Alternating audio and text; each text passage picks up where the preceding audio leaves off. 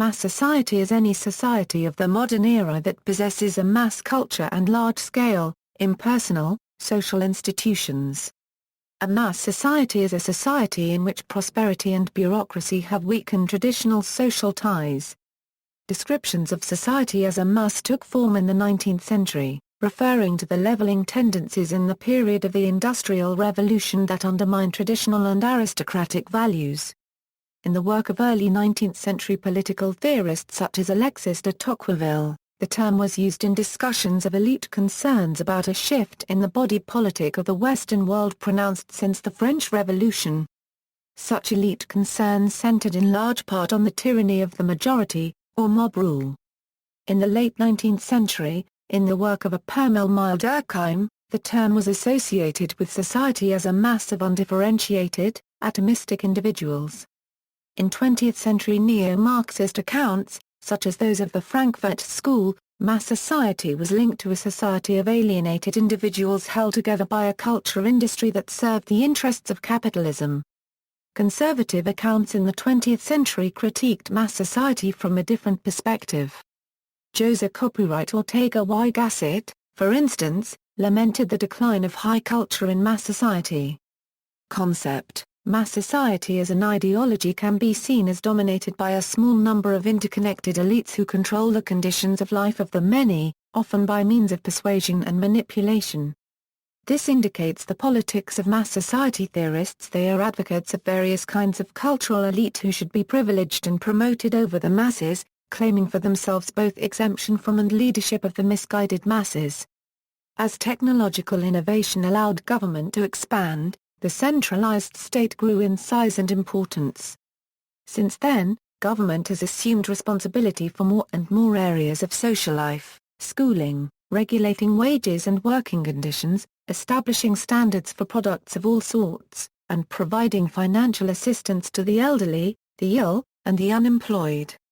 In a mass society, power resides in large bureaucracies, leaving people in local communities with little control over their lives. For example, state officials mandate that local schools must meet educational standards, local products must be government certified, and every citizen must maintain extensive tax records.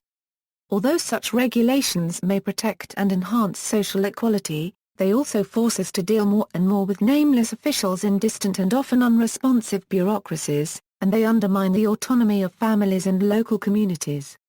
Mass society theory has been active in a wide range of media studies, where it tends to produce ideal visions of what the mass media such as television and cinema were doing to the masses. Therefore, the mass media are necessary instruments for achieving and maintaining mass societies.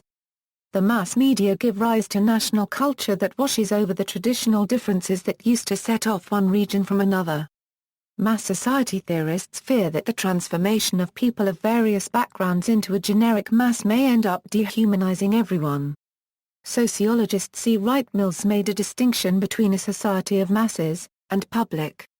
As he tells, in a public, as we may understand the term, virtually as many people express opinions as receive them. Public communications are so organized that there is a chance immediately and effectively to answer back any opinion expressed in public. Opinion formed by such discussion readily finds an outlet in effective action, even against if necessary the prevailing system of authority. And authoritative institutions do not penetrate the public, which is thus more or less autonomous in its operations. In a mass, far fewer people express opinions than receive them. For the community of publics becomes an abstract collection of individuals who receive impressions from the mass media.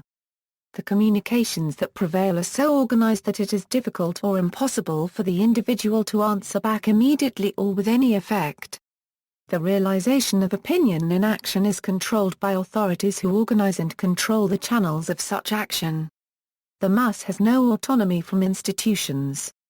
On the contrary, agents of authorized institutions penetrate this mass, reducing any autonomy it may have in the formation of opinion by discussion.